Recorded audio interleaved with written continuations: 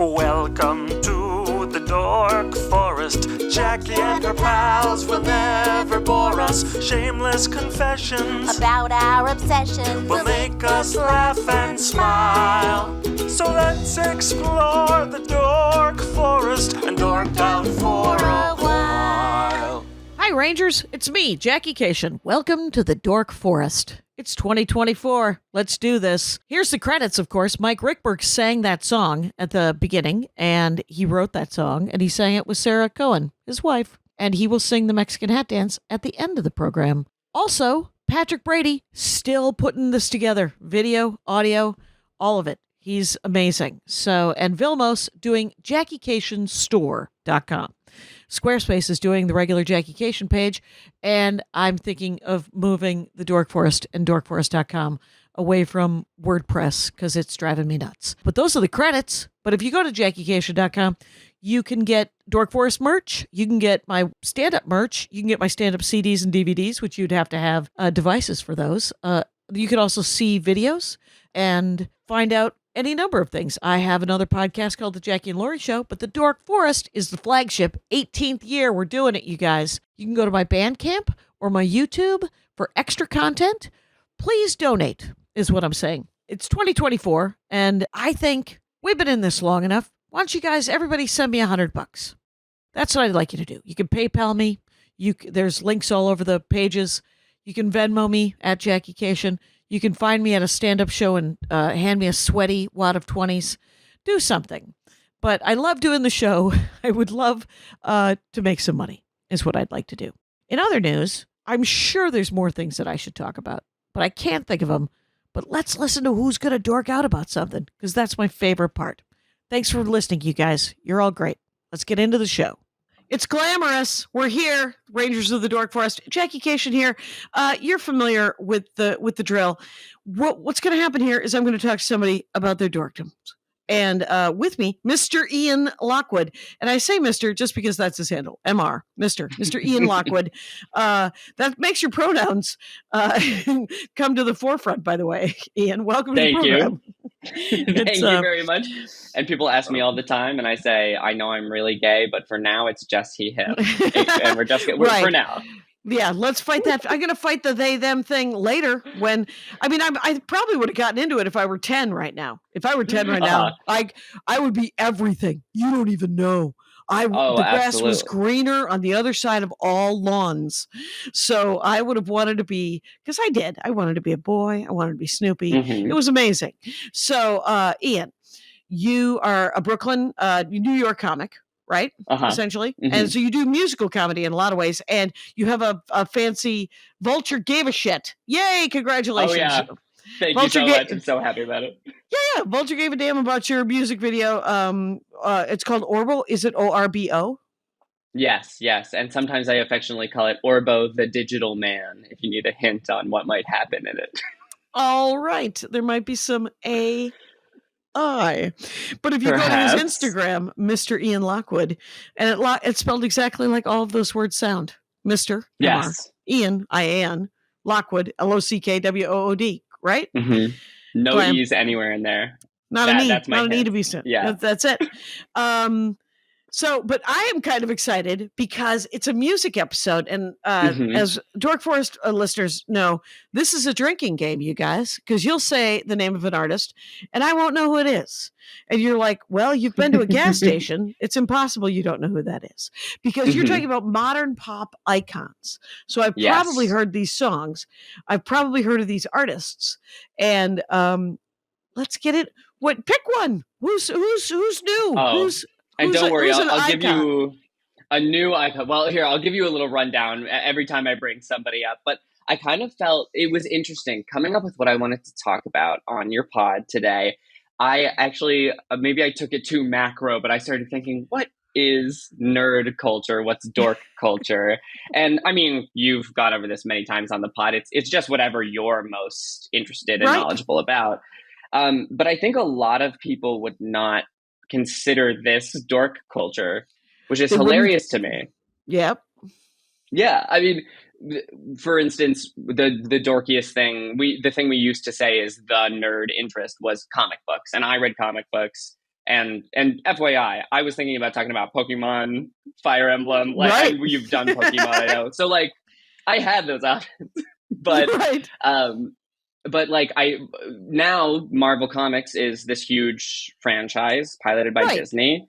Right, so you'll it's super accessible. You'll see some bullet head wearing a Captain America shirt, and you're like, "Are you familiar with all of his work?" And they're like, "Yes, let's go into the long boxes."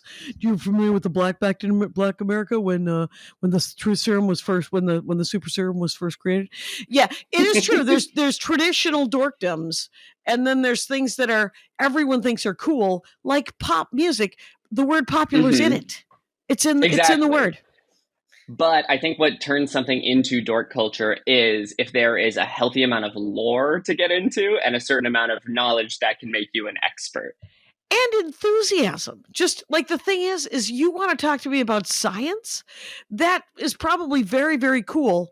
But if you, like Andy, my husband, decided to describe the Doppler effect to me, and I was like, I know what the Doppler effect is. And then he went into it at length, and I was like, oh, I actually didn't know all of that. And that is a dorkdom. I think that might be so I know who Taylor Swift is. And I have listened to, I have 2 songs in my rotation, but I know that she has many works. So many works, so many hundreds of things. And listen, I'm a huge Swiftie. I'm gonna put that on the back burner.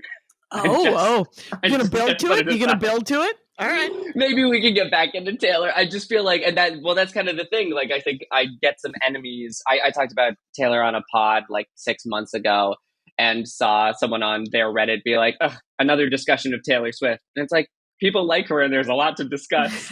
Let's get into it. And I don't know anything about Taylor Swift. I hear snippets of information. She seems to be dating a football player. She has given some money to some truckers. She likes to give some money to the homeless people. And here's the thing I did not know.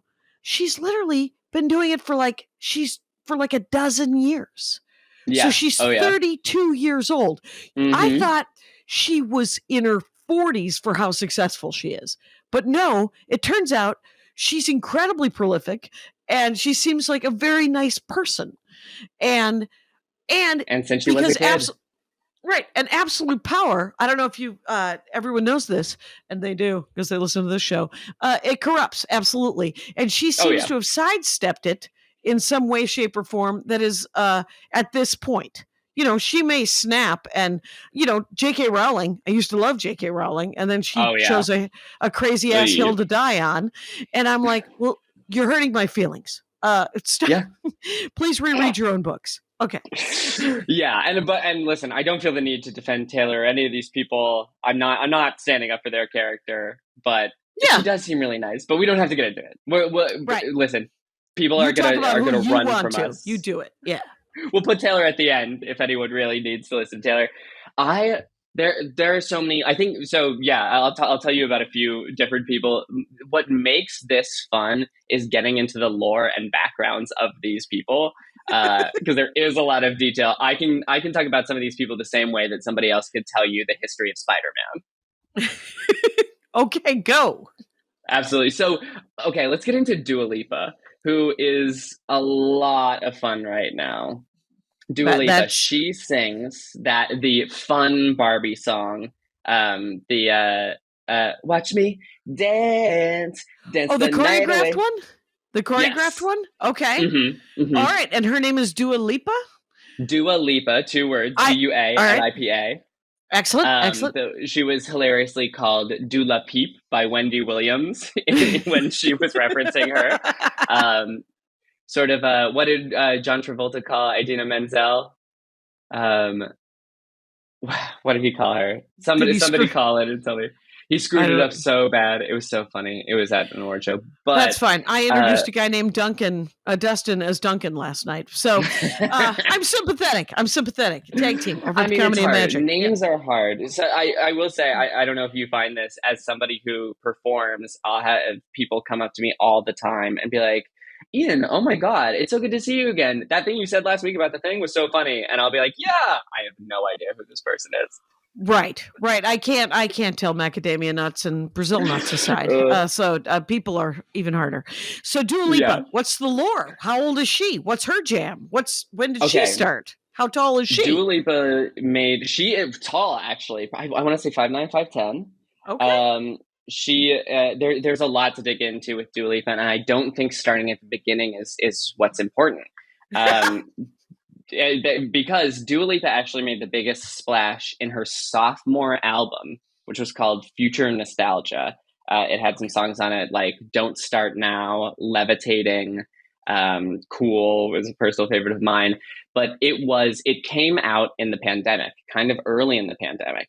And there was a blank landscape because so many large studios and big projects and movies were just delaying during the pandemic. They said, we don't know what the business landscape here is. We're just going to wait. She released that album, I think, actually in March, so she kind of had no of 2020. Choice. Yeah. Yes, but like a week into the pandemic, when we were like, we'll be in a 3-week lockdown. That sounds fun.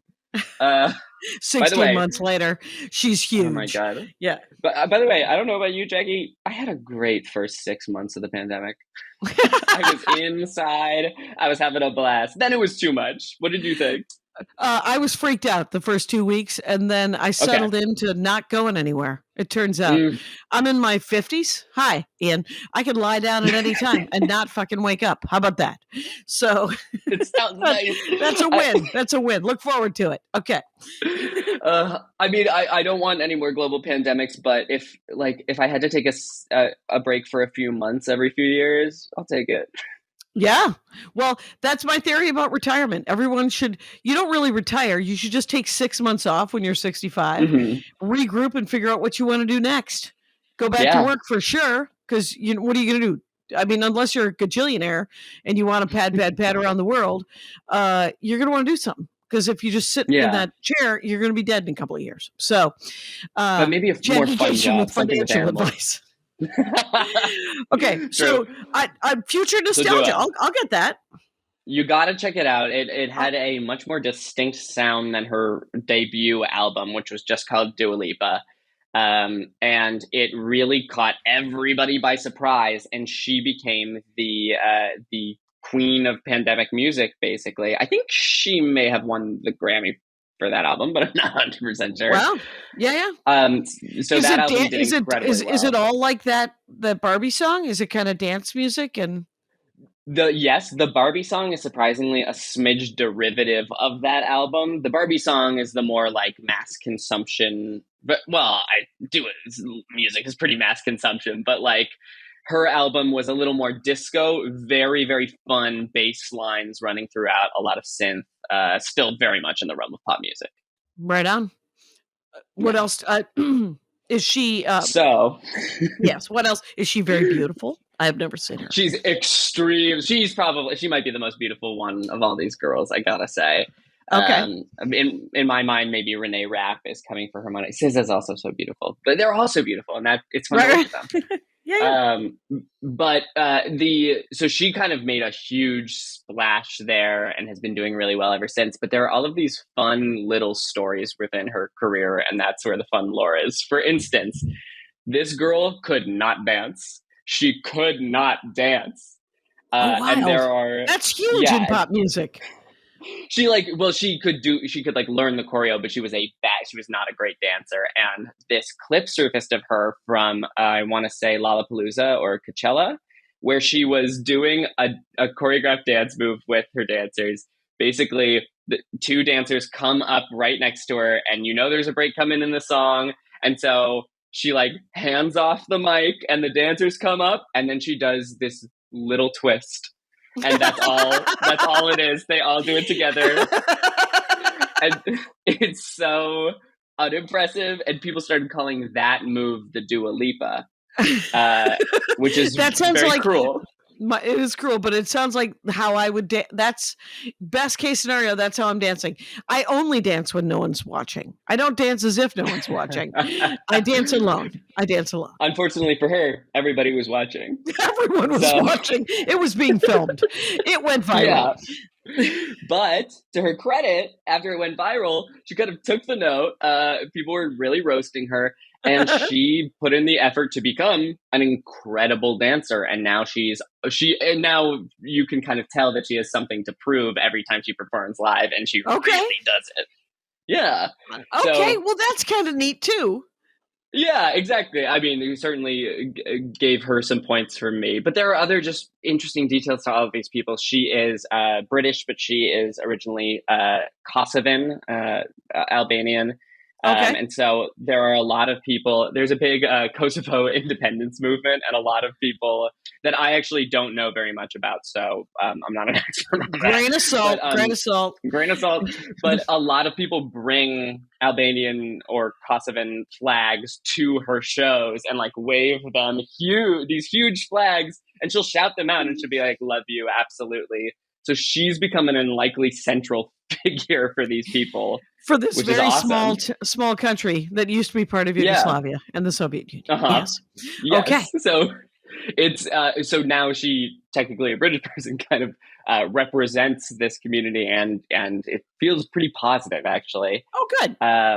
It's really nice, but yeah, she is that girl, and I feel like I have a really now this is more of me being an expert on gay guy behavior, but gay guys love to sort of fantasy football around which pop girls will be successful. Okay. So we'll find a girl who makes a bit of an impact with her first album, and we're like, oh, I love this. And you compare notes with the other gay guys, and you're like, no, Renee Rapp's not going to be the new it girl. It's actually going to be Sabrina Carpenter. Oh no, you're a fool. It's going to be Ava Max. And so I really wish there was some fantasy football league for us to. Yeah. Oh, I think there's probably there's got to be a crossover somewhere, my friend. I've never heard of any of those people. I thought Ava Max, I think, might have done Choose Your Fighter on Barbie. Yes, I have that album. I have that album. Really? Okay, I think honestly, wait here, I'm just pulling up the Barbie track list, because I think like all these girls that I'm thinking of talking about. Oh yeah, they're on every the Barbie. Single one? Okay. I mean, pretty much. I mean, and it's reminding me I need to be talking about Speed Drive about Charlie XCX, who did Speed Drive on the album. So Dua Lipa, the Chase one. Any other fun facts about Dua Lipa? Because we're already at 15 minutes, my friend. Oh, wow. So Dua Lipa is a chunky one for me.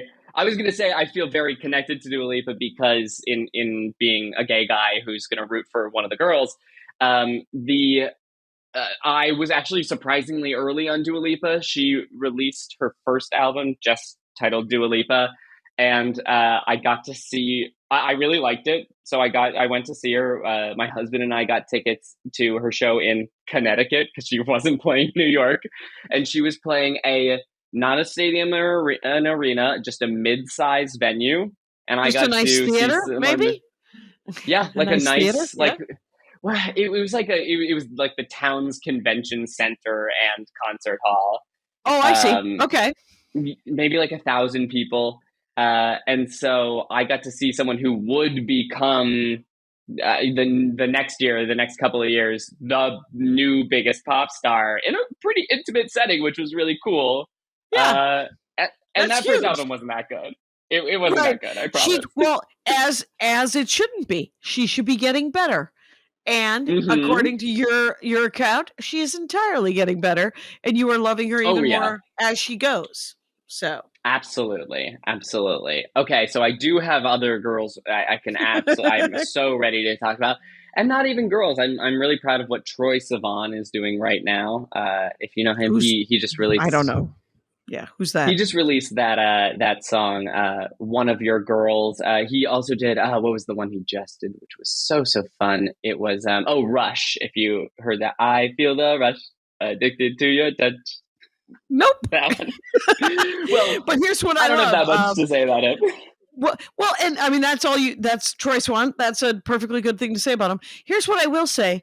I do like the lyrics in a lot of pop songs because, and I've said this before, is because some of the funniest writing is coming from some angry young women who are just like, you could, was it Janelle Monáe is the one that I can always remember.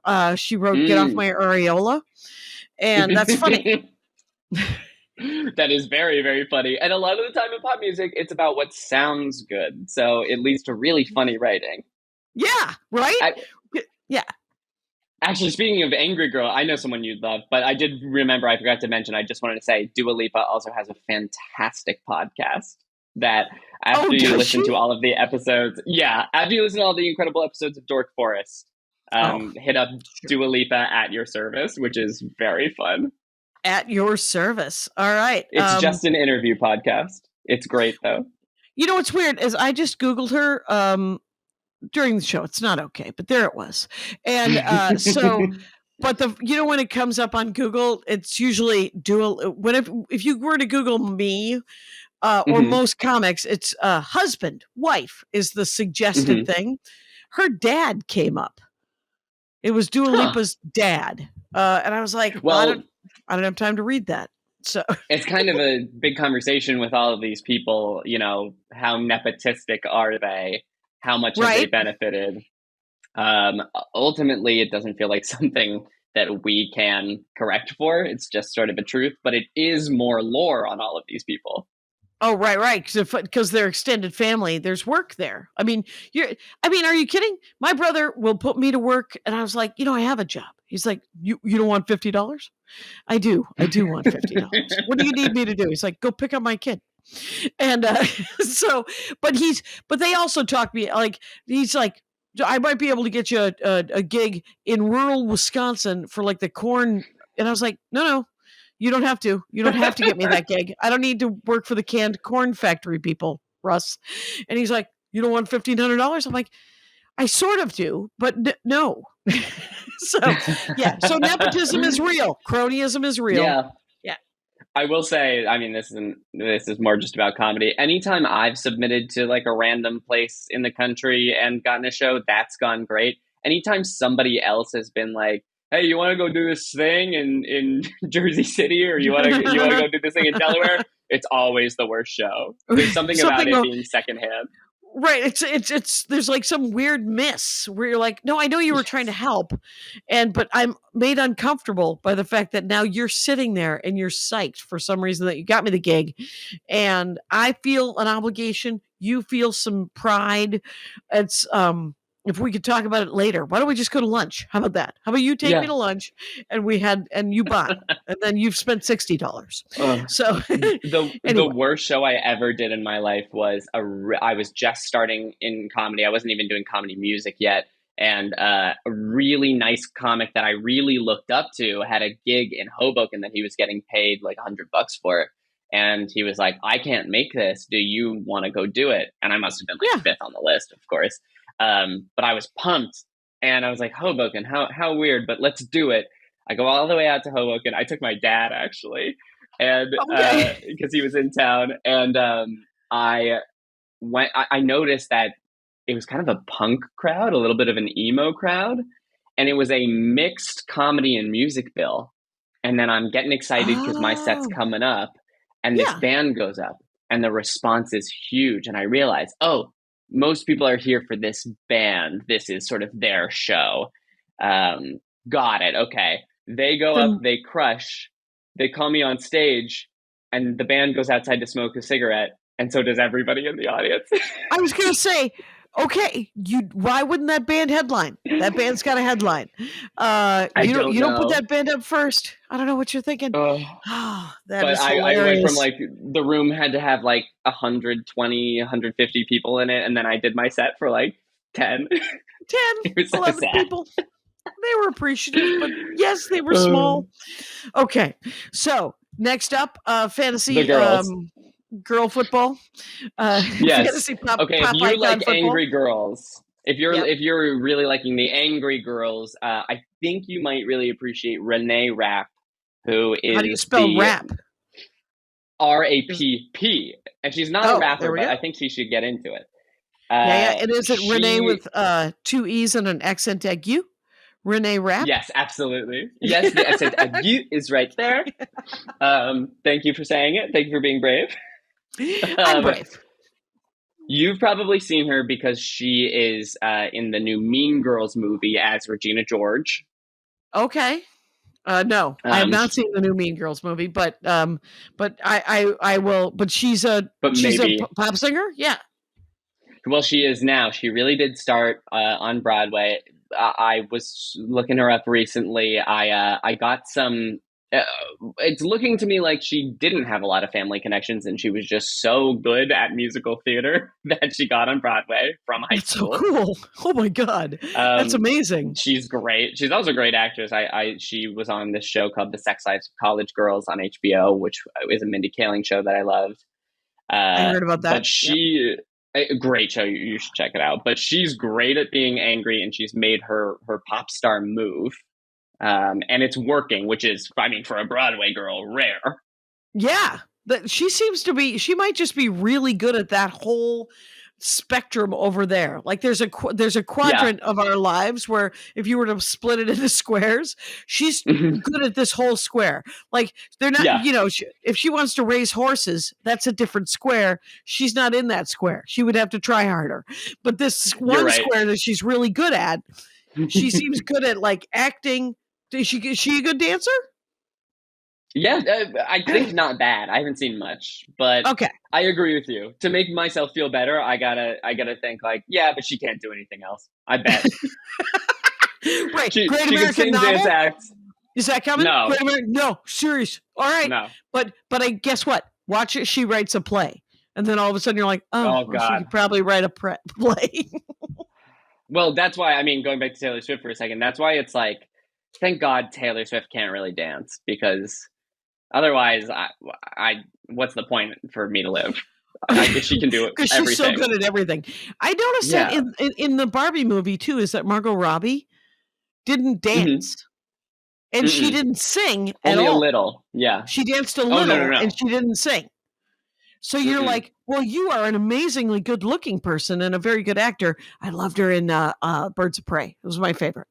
So, I haven't seen it. Birds of Prey. It was a spin-off. Oh, I know it, but I didn't actually. It was good. I'll check that out. Hell yeah! Oh yeah! It's fantastic. Quite honestly, it's for me, and this is a gauntlet. Take it or leave it, Rangers. It doesn't mean that you cannot. It's my favorite DC movie right now. And it's 10 years. It's been 10 years. So I know that other people liked other ones, but that's my favorite. Mm-hmm.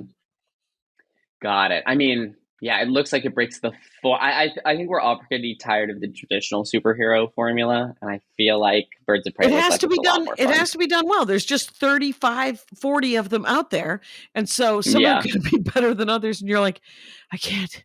The quipping. Stop with the quippy. All right, and then I plank with the emo. Plank. I don't want to cry anymore. It's about your fictional superhero. All right. Anything in the middle. I'm looking for something in the middle, my friends. Yeah. Yeah, Guardians of the Galaxy 3 I tried to watch recently. And by the way, I am actually a huge Marvel fan.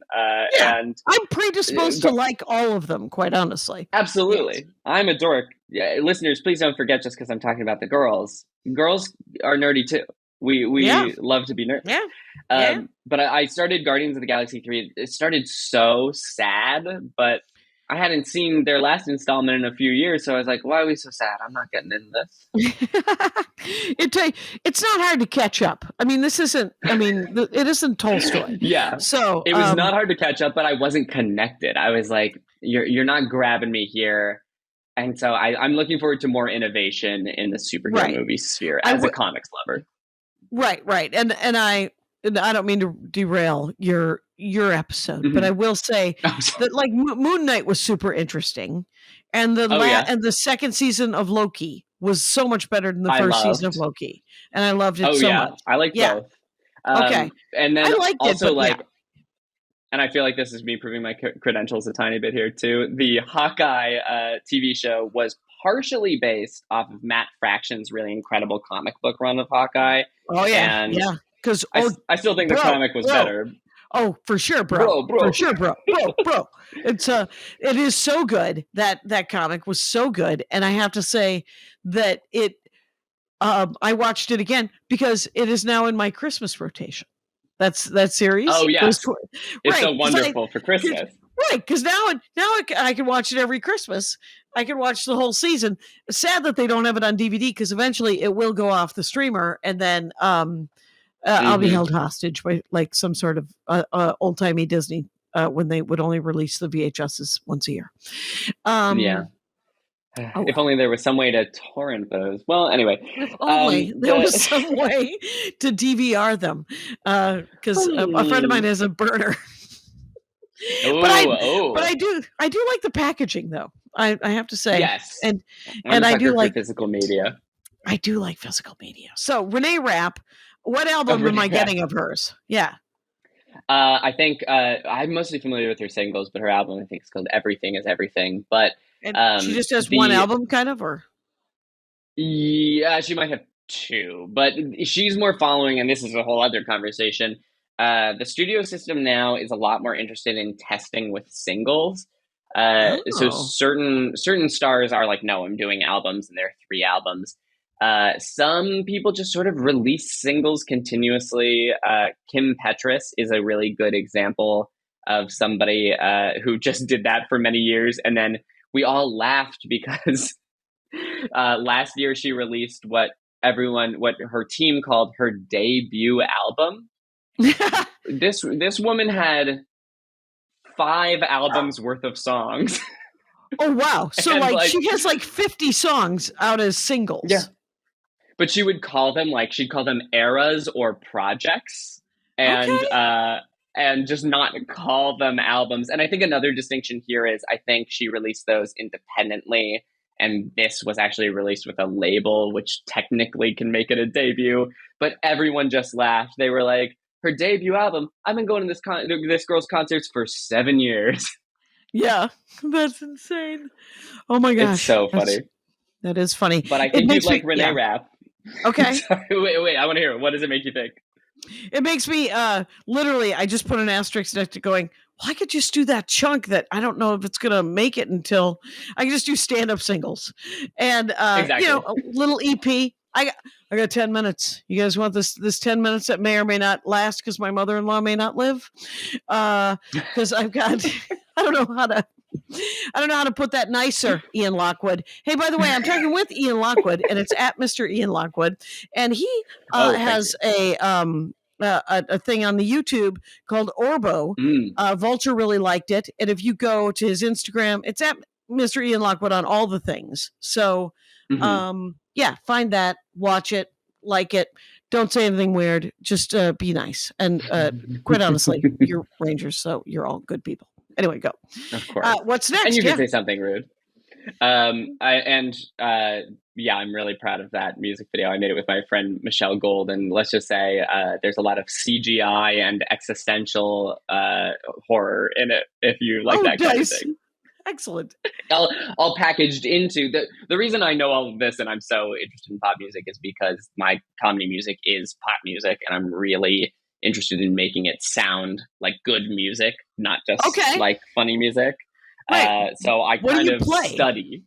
Yeah, what do you play? I play all sorts of things. I have you have a Casio? Do you have a Casio? My guitar's over there. I got this. This is my favorite thing. I'm sorry for audio listeners. You'll have to simply look at the go to YouTube. Go to YouTube. See these are really nice sweatpants. I like these sweatpants you're wearing. Oh, thank you. I love them. This is my Korg mini log. It's my favorite toy. It's just a fun synth with so many knobs.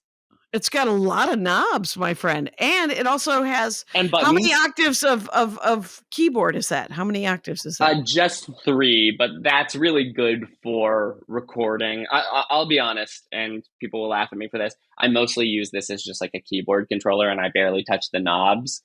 But every once in a while on a Saturday, I, instead of plugging it into my computer, actually plug it into a sound out and play with the knobs and see what I can do. There you go. That is a glorious toy. I love the idea. Thank you.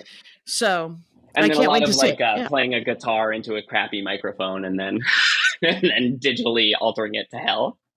Okay, yeah, that's I've heard so much about it. Cool. So. Who else besides Renee and Troy and Dua?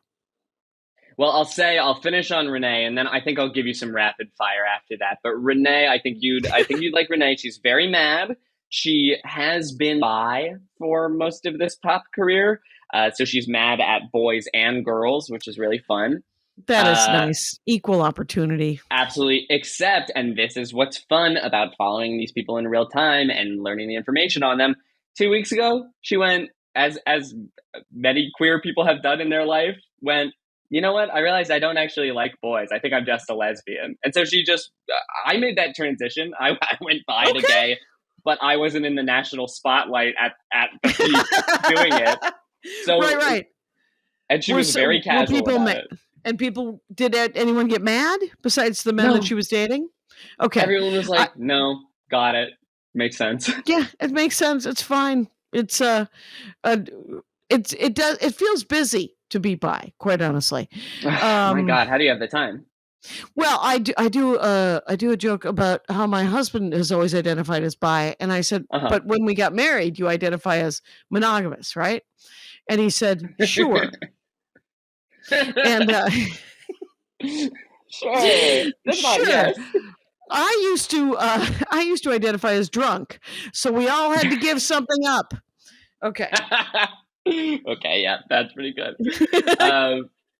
Okay. Rapid fire. Oh, by the way, Renee Rapp is also one of the most beautiful women in the entire world, which is funny how all of your songs are about being scorned by people, because it's like, okay, girl, you're so hot. Did that really happen? Scorned. Okay. So this is Dua Lipa. Isn't she gorgeous? She's both blonde, and it turns out you can dye your hair, you guys. You could be a brunette or a blonde. You do whatever you want. Careful. Yeah, she's got a good-looking face. Yes, she is so, so beautiful. I want to be her. I think she and I will be friends one day. One day. Oh, yeah, and then this woman, Renee Rapp. Oh, are you playing Renee? Isn't she gorgeous? This is kind of like tough girl next door kind of business, where she's like, yes. Did you want a piece of this? No, I'm just going to go put some lipstick on and I'll be right back and I'll kick your ass. It'll be fine. And that is exactly her vibe. Right. And I mean, look at her. She looks like, no, I'm literally smarter than you. It's okay. Don't worry about it. No. All right. And her characters on film are like a little mean too, which is always fun. That's awesome. Okay. Rapid fire. Go for it. Okay. Rapid fire. You may have heard of Olivia Rodrigo. Nope. She sings Vampire. She sings Driver's License from a year or two ago. Okay. She's just a classic example of lore being good, and it even pulls in another pop star. There's a smaller pop star named Sabrina Carpenter. The two of them both were actors on Disney Channel before launching their music careers, which is very classic. Oh, that is classic. They pull them out of the Mouseketeers, essentially, right? Absolutely. But the thing about the two of them is that Olivia Rodrigo was dating a co-star on her TV show, and then that co-star ended up going to be with another woman. They broke up. Apparently there was some cheating. Maybe who knows exactly the situation. Everybody's 17 at this point. I'm not as sympathetic as you might think. Right, exactly. And so Olivia Rodrigo writes an album about it, but through that, it is very understood that person is Sabrina Carpenter, who is also a pop star and has written albums. And then Sabrina Carpenter gets to write an album called, which I think is fantastic. Kind of a rebuttal, but not like an I hate you rebuttal. It has a track on it called Because I Liked a Boy, which is a very tender thing about how everyone in the world hates me because I like this boy and I didn't realize he was cheating on his girlfriend and I was in love with him and I feel very hurt as well. Right. All three of them have emos. They have feels, you guys. Did the boy make an album? Did he? Do we know who the boy is? Yes, we do. The boy came out as bi a year later, which is a whole other wrench. Right. He was just like, I literally would like to sleep with everyone. Is that okay? Kind of a genius move. Yeah. Totally. He's saying, I like what I like. And this is just these stories. And listen, so many of these stories are probably fake, made up by PR guys. We don't know. We don't know if any of this is real. What it is interesting. Rangers, exactly. And you know what else is fictional and interesting? comic books, video games, all the media we consume. Fiction, it turns out, is also things that are labeled as fiction are interesting. Things that are labeled as reality TV or as true, there could be some quotes there. It may not be entirely. These are all people, so be nice to them if you meet them, and don't be mad at them for being alive. So yeah. And here's an example for a 15-year career. Taylor Swift has a lot of lore and mythos. She writes very personally, and there's a whole other element within her fandom and people who don't like her about like what parts of this are real, which of these relationships are real relationships, which aren't. I think there's an interesting thing here where, like, on one hand, I don't necessarily believe that every famous person Taylor has ever dated was like a totally real, not PR relationship. Right. But on the other hand, I know most of them must have been real. It's not like she's not dating anyone. Well, and quite honestly, if she's been doing this for 15 years, she was 17 and now she's 32. Everyone you dated in your 20s, you can, unless it's a magical moment that does occur, it's mostly not a magical moment. Oh my God, it's just a bunch of guys. It's just a bunch of women. Yeah. It's just a bunch of people. And everybody was like, I would like to touch you because you are young and beautiful. And I'm young and beautiful. Let's touch each other for a little bit and have a good time. And then if we are not soulmates, let's go touch others. And and how you break up. And I don't know this from first, because know in your heart, I didn't start dating till I was 36. So, nice. Right. But I did. I was always the wingman, right? So whenever somebody broke up, I was like, oh, what a jerk. That sucks. That didn't work out. And then months later, they'd be back together because everybody's 11 years old inside, right? So you're like, no, I think I still like him. No, I think I still like her. And you're like, okay, I thought we hated them. No, we don't hate them. So, I mean, there's so much drama in your 20s. Yeah. Who knows what's real? Yeah. I'm about to turn 31, and I think I finally am. Every breakup I ever had, I was so torn up about it for months. Sure. And then I got over it. And now I think I'm at a point where I understand things hurt. But then you get over it. There's pain. Then you get over it, and there's acceptance, and there's all these things, and you can't fix it all, but you can try not to be too big of a jerk about it when it ends. Yeah. And if someone's a big giant jerk to you, all you can do is go, all right, that hurts, and then you just keep swimming, right? Come on, Ellen. Yeah. I've been a jerk. I've been a jerk sometimes. Oh, listen, this is completely deviating, but for the listeners, whoever needs to hear this, I've been guilty of this. Being avoidant, it makes you a jerk too. Just don't be a coward. Just say it. Just say it, right? That was one of the things Andy and I agreed when we got married. I was like, if you want to get out there and do something, if you're tempted by something, if something is happening, I promise too, I will tell you. And then you can say, you could give me an ultimatum. You could say, weird, I would prefer. Or you could say, I don't care anymore. Let's wrap it up. I mean, one of those things is the answer, right? It's, please, if you do that, I gotta go. I would prefer you didn't do that. That's probably a deal breaker. Or, wow, I think that's a sign that we're done. And chop. Don't forget to leave the keys in the bail box. I mean, I don't know. But there's no point in hiding it. I mean, you should just talk about it. And listen, if you want to break up with somebody, just do it. Just don't be a baby about it. Just do it. Just do it. It's rip the Band-Aid off, you guys. It's very sad. Yeah. And at least talk about it, because then look at us. We're all Dan Savagey. But at least talk about it because then you might it might open up a whole new branch in your relationship, and then it might last more time. You don't know. Exactly. Because it's nice to cuddle. It's nice to have someone to cuddle with. Yeah. And Taylor Swift writes about this I'm just she's covered it. She's covered everything. So do you like Vampire and Driver's License? from Yes, Olivia of course, from Rodrigo. Olivia Rodrigo. But she has a lot of support, I'd say. Maybe go check out Sabrina Carpenter's music, which is some cool, innovative pop, but she gets a lot less attention, I'd say. Okay. Yeah. And yeah, let me just shout out some. I mean, a lot of people know her, but Charlie XCX is just probably my favorite right now. Oh, really? How do you spell Oh yeah, that? It's Charlie, like the Charlie name with Charlie. no E. Yes, but no E, just an I. Just an I. Okay. XCX. All right. All right. Charlie And XCS.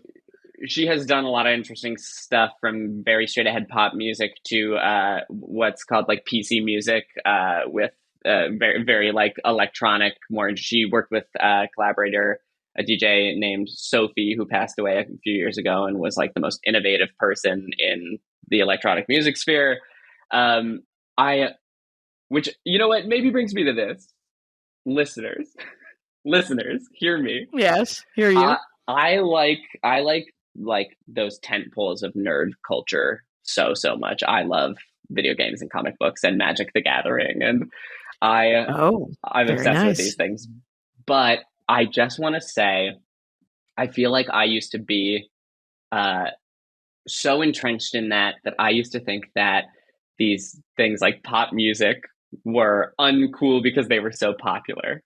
But I really think that there is like a lot of cool artistry here. And even if it's made by committee with 100 songwriters, it's still, even if it's formulaic, I don't like most formulaic stuff, but I think there's a lot of like artistic merit in pop music, and there's a lot to dig into. Yeah. And I think, it's popular for a reason. And whatever, like I had Brian Posehn on talking about heavy metal. And I don't listen to heavy metal. And I also had somebody else on talking about 90s country music. And so I listen to a little bit of I listen to a little bit of heavy metal. I listen to a little bit of country music. There's everything that and there's 8 billion people on the planet. It's become this thing where nothing is truly not popular, right? There's always a niche with the internet. And the fact is if you can get 11,000 people to give a shit about your Magic the Gathering Reddit, there's work there, right? Like the Dork Forest, if everybody sent me $100 a year, and that's not just a suggestion, that's actually a command. No, or is it a command or a Patreon? But if everyone did, there's no Patreon. It's just a donation button on the website. Let's do one. Okay, fair enough. Yeah, I could do a Patreon, but I would need more content, and I'm willing to do some things, but I'm also trying to do stand-up comedy, and people do come and see the stand-up, which is also very supportive. But I love doing the Dork Forest so much because of because the dorkdom can be anything. I had one of my favorite stories, Kathy Ledman. I said, "So what do you really like?" And she said, "Knitting." And I said, "Well, you could dork out about that." And she said, "I would, except for that knitting isn't dorky." Well, a lot of silence there. That is an interesting position. And I said, you're not right at all. You are incorrect. And because the thing is I have done it. There was a Diva Zappa episode I did about knitting, and she did about how she liked to pick the most fragile yarn. Like the most gossamer spider webby. She's like, and then I try to make something out of it. And you're like, what? That sounds like the worst. And then the next episode was Janine Garofalo talking about beads, or the one before it, because she likes to make beaded bracelets and necklace, but every single necklace and bracelet has to look like, she'll make a set and they have to look exactly the same. And I was like, people are fascinating, is what I have to say about that. And so but again, we've weeded up. It's a classic. What are Charlie XCX's songs that I might try? Well, this might you might your favorite one find right now? This one a little crazy, but I think if you like Speed Drive on the Barbie album, I think that's a good entry point. It's the one from the chase scene. But my favorite Charlie XCX song is called Vroom Vroom, which is it gets a little crazy. She has some more straight ahead pop music too. Okay. Also, I'm realizing that this podcast, in a way that I love, is exactly the experience of me cornering you at a party and being like, let me talk about what I need to talk about. Have you heard this new thing? Yeah, that's exactly what this podcast is. And the funny thing is, if you listen to every episode of the Dork Forest, the recurring I've cornered you is what a lot of people don't know. And because then all of a sudden I'm like, have you seen Deadlock on Amazon Prime BritBox? And people are like, no. And I said, well, it's as if Northern Florida had a murder mystery show. And it's an Australian murder mystery show set on Tasmania. And it's just rednecks and lesbians. And there's one murder that's 12 episodes or 8 episodes. And it is insane. I watched the first Deadlock, LOCH, like Loch Ness Monster, and it's an Australian murder mystery show. It's one murder over 6 or 8 episodes. The murder's amazing. The twist is awesome. The lesbians are ridiculous and shocking, and the cop that comes from out of town is a lesbian cop from maybe Darwin up north, but she comes to Tasmania. And everybody's running from something because they're in Tasmania. I don't know if you've been to Northern Florida, but that's where you would run to. And I have some friends from Northern Florida, and I've heard the stories. There's no reason to live in Northern Florida unless you were born there, and for some reason can't get bus money.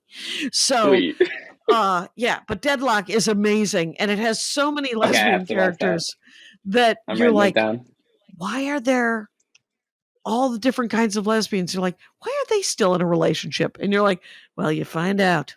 Anyway, so. Well, I think lesbians are kind of the next frontier because we have Renee Rapp, for instance, but I think we kind of are finally figuring out lesbians in media because it used to be, I mean, not that it isn't still, but like. Lesbians in media, please. In media. Someone write that book. Thank you very much. That could be the title of this episode, honestly. It still is, obviously, but everyone was perceiving lesbians through the male gaze for so long. But now we have some different pieces of media that are actually looking at lesbians with more subtlety, empathy, and introspection and detail. Right, it's it's lesbian on lesbian crime. You know, it's just like, yeah, there's lesbians behind the camera, lesbians in front of the camera, and it turns out lesbians can be exasperated with other lesbians, or whatever. Right? It's like racial, women, men, gays, doesn't matter. You're like dog nice owners. Lesbians, mean lesbians, small lesbians, big lesbians. There are so many different kinds. Yes, lesbians who like to drum, lesbians who hate to drum. Yes, you don't know. And to go back to her, Renee Rapp in The Sex Lives of College Girls plays a character who is a lesbian, and it's treated, not even exactly the same because there are differences, but it's treated with nuance and similarly, and it just makes for a really good show. So high recommendation for that. High recommendation. If you like Sex in the City, if anyone likes Sex in the City, you'll love The Sex Lives of College Girls. Sex Lives of College Girls, probably on Max, I think. Yes, absolutely. Yeah, they're doing good stuff over at Max, despite the silly name. Right. I wish they wouldn't have, because now nobody cares what. If you say, well, I was on Two Dope Queens on Max, that's not a credit. That's HBO Max. Sure. That's just a man's name. Right. I know a Max. Me and Max. I know a Max. I know a dog named Max. I was on Two Dope Queens on Max. Wait, HBO Max or Max Greenberg, my friend? Max Headroom? Were you on Max Headroom? That's I just dated myself, you guys. And who shouldn't I date? Yeah, is he back? They showed me Max Headroom in college, and I went, oh, very cool. If you're a young person interested in the arts, go Google what we were just saying.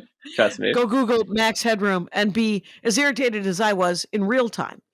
I was like, this isn't for me. As I said, I'm like, I'm gonna watch other not YouTube, other MTV videos, which is because when MTV, and Ian Lockwood, by the way, has his own video, ORBO. Go on the YouTubes at Mr. Ian Lockwood, just and everyone should check it out. Do you have any albums, comedy albums? I have 2 EPs that are comedy music, and of course, I have to keep them EPs so I can have my debut album. Exactly, eventually. one day. One day. Very important. So yeah, you can find those on Spotify and more videos on that YouTube channel or my TikTok. TikTok's crazy. The kids are so good at it. I'll figure They're it out so one good day. at it. One day.